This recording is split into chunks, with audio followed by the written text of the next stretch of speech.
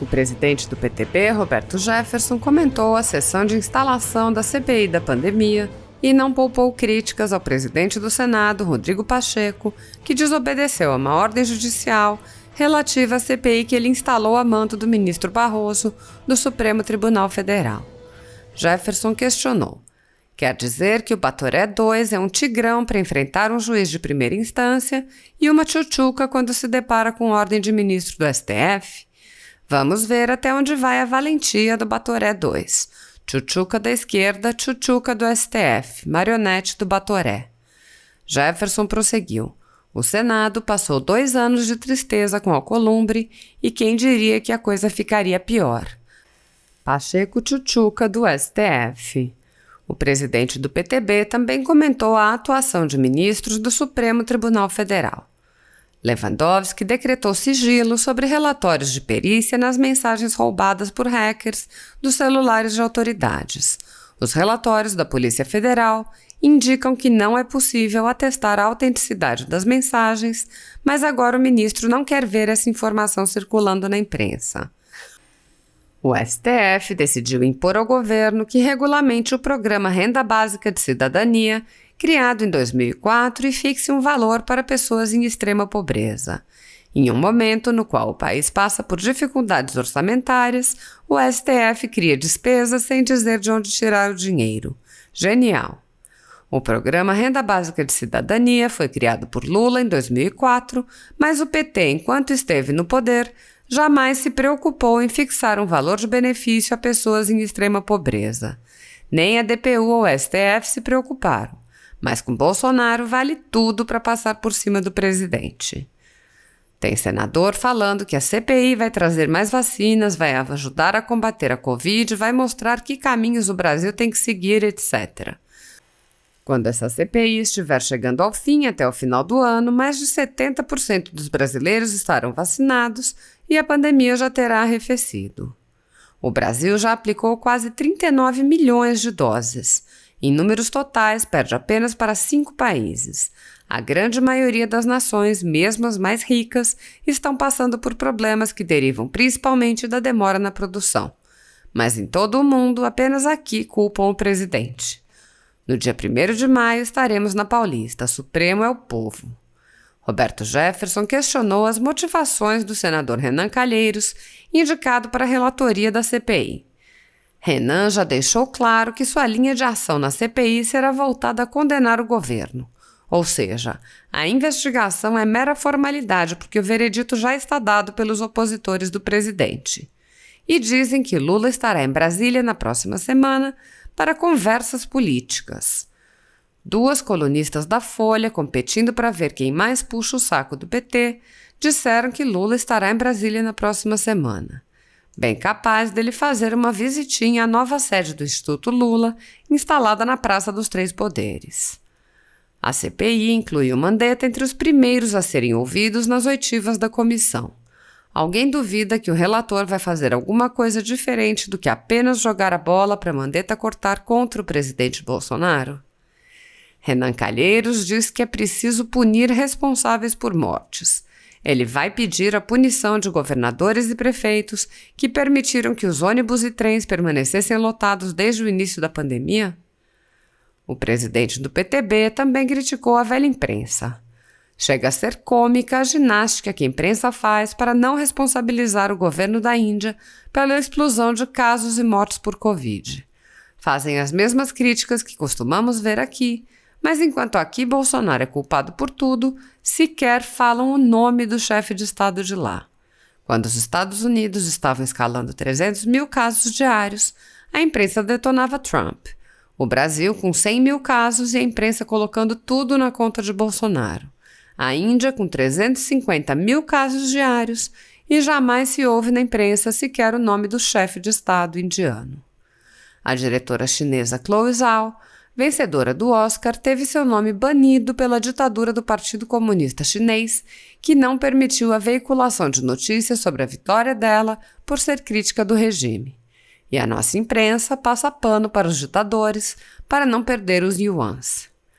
Jefferson comentou ainda medidas abusivas adotadas por governadores e prefeitos a pretexto de combater a pandemia e fez observações sobre o incentivo ao crime.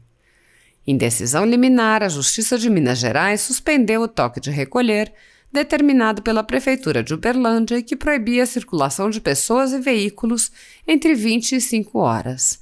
A juíza está certa, não estamos em estado de sítio. Proibir o ir e vir é inconstitucional. Janaína Pascoal se revoltou com insinuações de dirigentes de que poderiam abrir conversações eleitorais não apenas com o centro, mas também com a esquerda. Nem amarrada voto no PT, disse Janaína. E eu não voto no PT nem sob Eu e milhões de brasileiros. Lacombe encontrou um casalzinho de jovens, rapaz de 18 anos e moça de 14, assaltando sua casa. Deu um mata-leão e imobilizou o bandidinho, chamou a polícia e a dupla foi presa. No mesmo dia, o rapaz, com extensa ficha, foi liberado. A justiça no Brasil é toda a favor de bandido. Prudência, sofisticação, toques de recolher, medida de restrição, fique em casa, economia a gente vê depois. Para os funcionários e o dono desta empresa calçadista gaúcha, que fechou a fábrica e demitiu 135 funcionários, não haverá depois. Senhoras senadores, senhores senadores, presidente Rodrigo, ainda em março do ano passado, antes da pandemia, consegui que o presidente Davi Alcolumbre lesse o relatório em plenário da CPI que eu pedi para investigar as ONGs na Amazônia, antes da pandemia. Veio a pandemia, com a desculpa de que tem a pandemia, e é justa a desculpa, não lutamos pela instalação da CPI. Agora, com o Senado obedecendo a ordem monocrática do ministro Barroso, eu me sinto no dever e no direito de pedir, presidente, e aí está na mesa aí com o senhor um requerimento, pedindo a instalação da CPI que vai investigar as ONGs na Amazônia, posto que está na frente desta, que talvez seja lida hoje, 1 ano e 1 mês, portanto, 13 meses. Eu acho que é uma questão de direito, é uma questão justa. E, mesmo que o senhor não leia e não instale, não vou recorrer ao Supremo Tribunal Federal, porque não reconheço no Supremo Tribunal Federal legitimidade para mandar no Senado. Não reconheço. A decisão impensada, ilógica, insensata do ministro Barroso, que está acostumado já, aliás, o Supremo está acostumado com decisões monocráticas. Vejam só, vocês estão ouvindo aí, o público brasileiro, somente neste ano, só neste ano, até 11 de março, foram 15.681 decisões proferidas pelo Supremo Tribunal Federal, delas 86 decisões monocráticas. E tem uma que é conhecidíssima, do ministro Fux, sobre o auxílio moradia, que demorou 4 anos, 2 meses e 11 dias. Este é o Supremo que acha que pode mandar no Senado. Este é o Supremo, presidente, que pega um ministro, que dá uma decisão e o senhor vai cumprir. A sorte do Senado é que eu não sou o presidente, porque eu simplesmente não cumpriria, por não reconhecer, repito, legitimidade neste Supremo, que dá cavalo de pau jurídico a cada mês, que tem uma jurisprudência flutuante, que tudo é a bel prazer. Portanto, presidente, estou pedindo que o senhor leia o requerimento que eu fiz, que eu pedi, a instalação das ONGs, e fazer a meia-culpa do Senado. A gente fica muito criticando o Supremo, e temos que criticar, mas o Senado é culpado, o Congresso é culpado, a Câmara é culpada por obedecer a esses ministros que pensam que são semideuses e não são.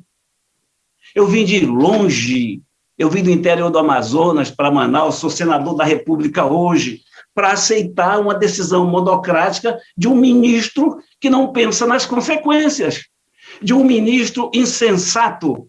O Supremo proíbe cultos e missas no país, não se pode. E libera CPI. E dizer que CPI se faz de forma virtual, isso é brincadeira. Isso é brincadeira. Então, há quem diga que se faz, e há quem diga que não. Eu acho que não. Tanto é que eu pedi ao PSDB que, porventura, que pensasse meu nome, que não me nomeie. Sabe qual é? E eu encerro, presidente. Sabe qual é o problema nós brasileiros? Um dos problemas. A gente homenageia muitos os mortos, esquece dos vivos. O Unicef diz que no Amazonas morrem mais de 1.000 crianças antes de completar 1 ano. 9 milhões de lares na Amazônia não têm renda para uma cesta básica. Unicef que diz. E a gente não vai investigar as ONGs que recolhem bilhões de reais em nome da Amazônia e do seu povo. Que Senado é este que obedece ao ministro, que vai cuidar da ordem do ministro e que não atende o pedido de um senador que está com seu pedido, com seu relatório lido há mais de 1 ano e meio. 2 pesos, 2 medidas, medo, temor, não sei. Eu homenageei os mortos, mas não esqueço dos vivos. A Amazônia reclama contra esses ladrões das ONGs internacionais. Obrigado, presidente.